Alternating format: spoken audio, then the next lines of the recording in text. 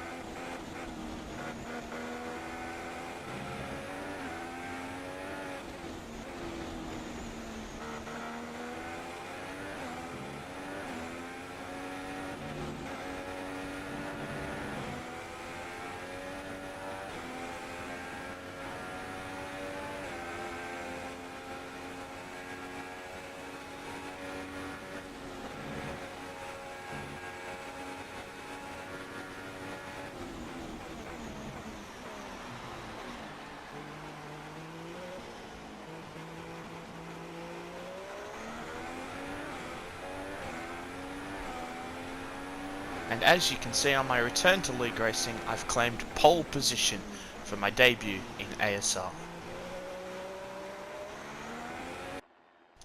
I've got pole by 1.5 tenths over Stylen 18, who's also a very quick driver who uses no assists.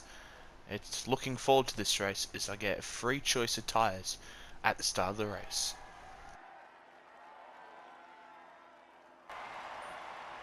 Onto the grid now for the Belgium Grand Prix.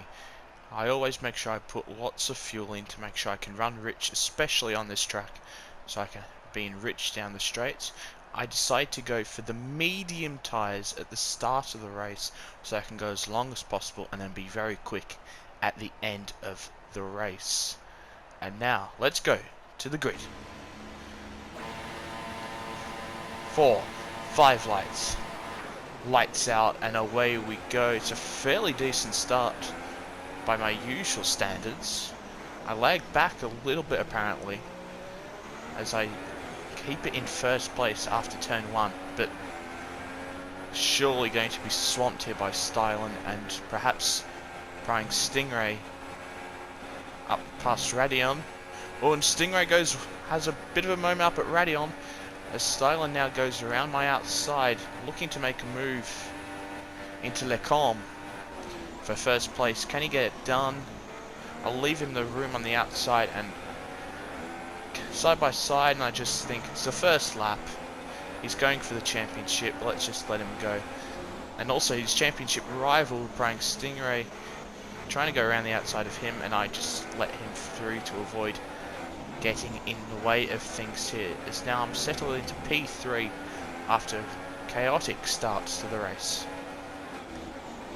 As you can see, I run a little bit wide through Pouon here as I'm struggling to get to grips with returning to playing this game. I haven't really played this game too much in the last few months, ever since the end of NORL. As you can see, Stingray setting up a move there on Stylen. He can't quite get it done. He should have a good opportunity going into Blanchimont with the slipstream. Speaking of the slipstream, look how much I'm gaining on Stingray. Down through Blanchimont into the bus stop chicane. under braking against so much.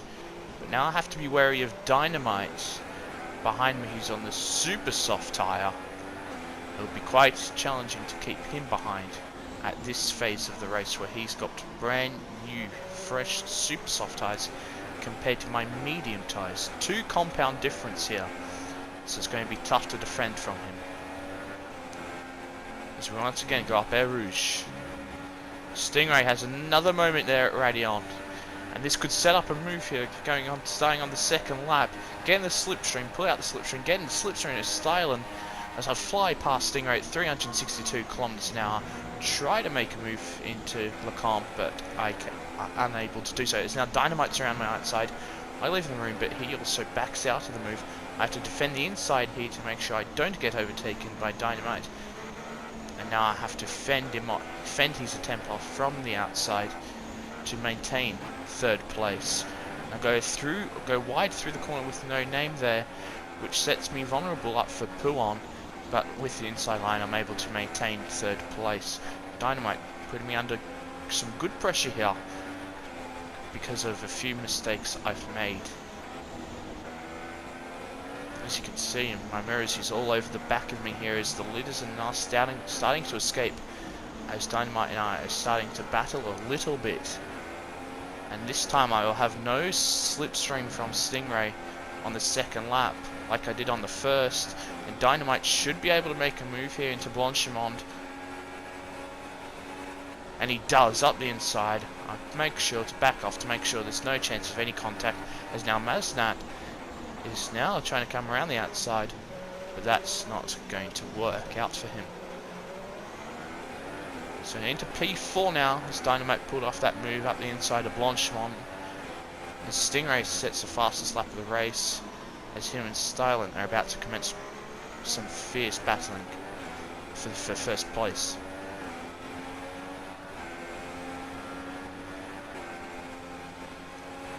Well, I'm gaining here on Dynamite.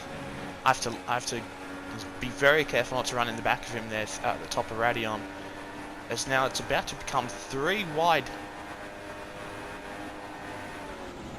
And who will be the latest of the late breakers into the column? It's me, but I go a bit wide. That means I have to give the space to Maznat. I have to try to do the cutback on Maznat, but it's unsuccessful. And now I've got Dynamite around me outside, and I have to fend Dynamite off, which I do successfully. And now I'm in P4, but instead now Maznat is ahead, and Dynamite is in 5th place. It's been a very good start to this race in terms of lots of battle. Go a little bit wide through Puon once again, allowing Dynamite to potentially have an overtaking opportunity, but he does not take that opportunity.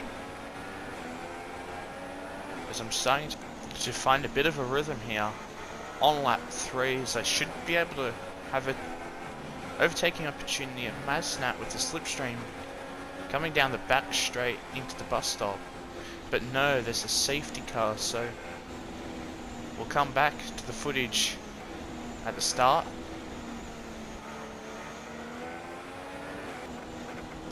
And here we are, back on lap 6. As the safety car is coming in, as the field is bunched up. Dynamite trying to go around my outside. I have to be very careful here because Maznat doesn't want to make any contact with Stylen, who's in 2nd place now. I forgot to mention that. He's now acquiring Stingrays in 1st place. There should be a chaotic start as I go a little bit deep into the 1st corner, which allows Dynamite to close up and Maznat to escape. Hasn't been a very good restart for me. So we go up Air Rouge, which is a very difficult corner on this game, but I combat it very well. Dynamite now picks up the slipstream. I pull to the right to defend the inside for Lecombe. He cannot get a move done though, as he's not close enough, as there is no DRS available, of course, on the first 2 laps after the safety car restart, and Maznat runs a little bit wide there, which allows us to close up slightly, but Dynamite, there must have been a little bit of lag there.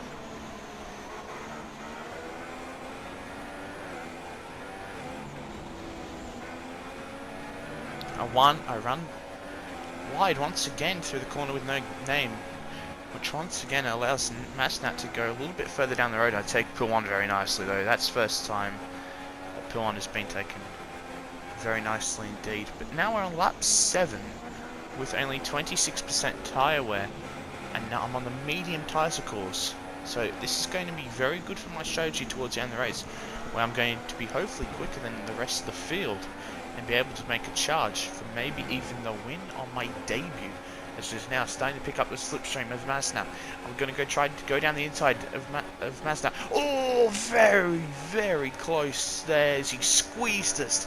Thankfully, we let off the throttle to avoid any contact. That could have been a massive, massive crash as Masnat squeezed us out of room on the inside going up to Blanchimont, and we decided against making a move into the bus stop as we thought, let's just overtake him going into Le Combe. There we are, pretty good exit coming out of the first corner, picking up the slipstream, going through Eau Rouge, very good going through over the top of Radion. As you can see, I'm a little bit quicker in the straight line than him, but he's got the inside line. We break about the same time. I go wide once again. He's still there around the outside, but I go on I go off wide, nearly into the gravel, which allows Masnat once again to go into third place. I'm going to try to stick it around the outside here. He doesn't realise I'm there for a second, but very good driving from Masnat, giving me the space. And once again, I'm still stuck in P4. Brilliant defending by Masnat there.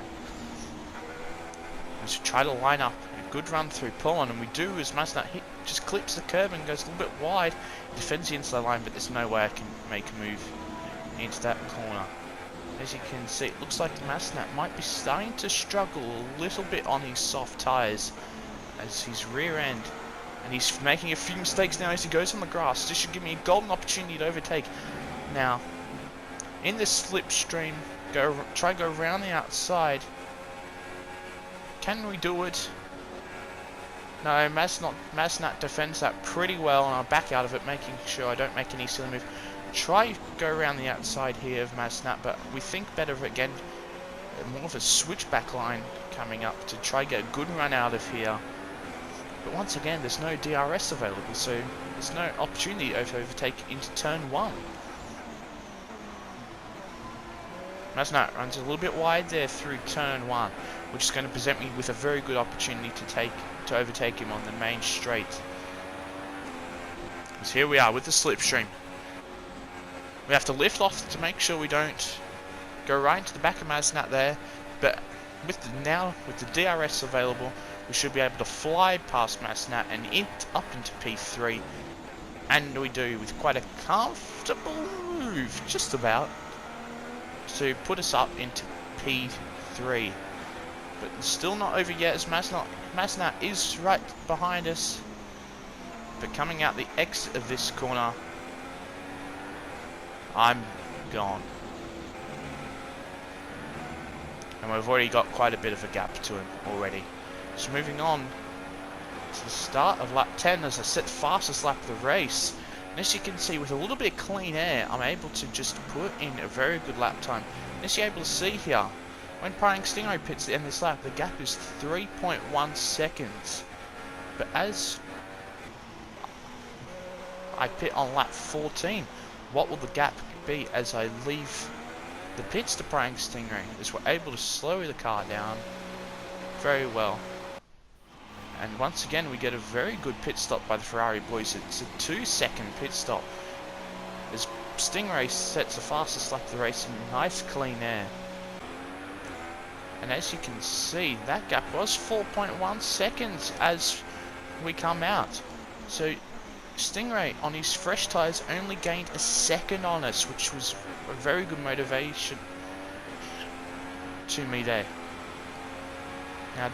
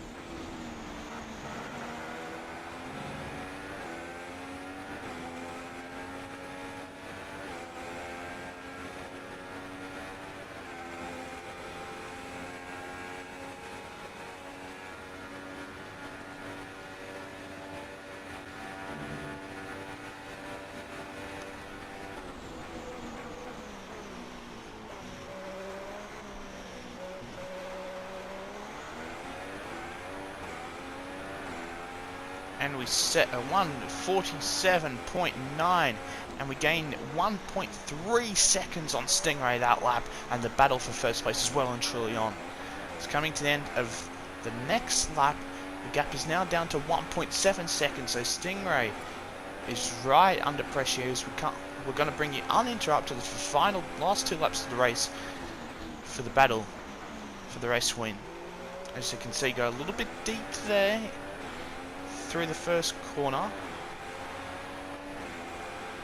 which allows Stingray to get a little bit away, but with a nice run through Radion and Eau Rouge, and Stingray going defensive immediately, trying to break the slipstream, but with DRS and slipstream, I'm quite able to fly past Stingray, but there's a little bit contact there, and at the time I didn't know whose fault that contact was. I didn't know if I turned into him. I didn't think I did, but just to make sure, I pulled over to the side to make sure he could catch back up. I was going to let him through, but it was quite obvious that he did not want that he felt as if it was his fault, and the contact could have been avoided. So the battle once again resumes as we come through Poulan. Very nice through Poulan. Although we pitted on there at the end of lap 14, I think it was, our tyres are still in very good nick coming onto the penultimate lap of the race.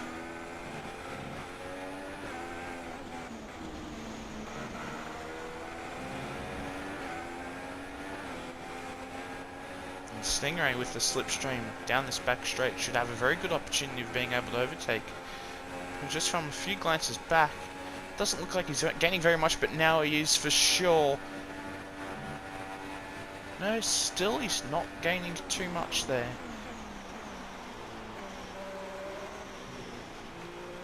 And as now we come on to start the final lap of the race.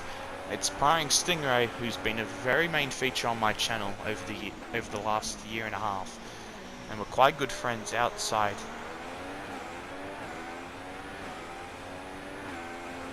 And this will be a very good battle on the last lap for the win. As we go up Eau Rouge, over the top of Radion, Stingray gets a very good slipstream and a very good run on me, as I have to go defensive, but it's too little too late as he's fully ahead. Try to get back in the slipstream, see if I can make a move, but there's no point making a move and causing a collision at this stage.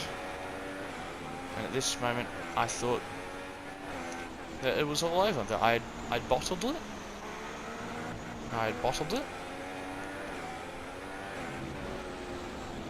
As we try to gain some time on Stingray through the corners where my tyres will be better than his. And through the middle sector where it was faster, but no, I clipped the edge of the grass through P1. And that is surely the end of my chances for a win.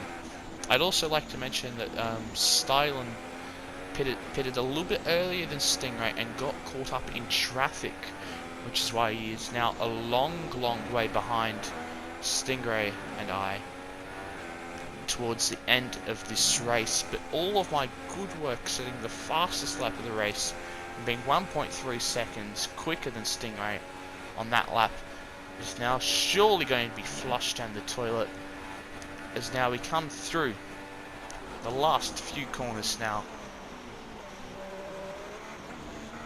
But what's going on there? Oh, now that's a great move. That's a great move. Stingray, acknowledging that I deserve to win that race, has moved over and given me the win, which on my debut in ASR, I've done the Grand Slam, fastest lap, pole and the race win. And what a fantastic debut that is. And that was a thoroughly enjoyable race. I hope you have a good day, guys, and I'll see you all in the next video.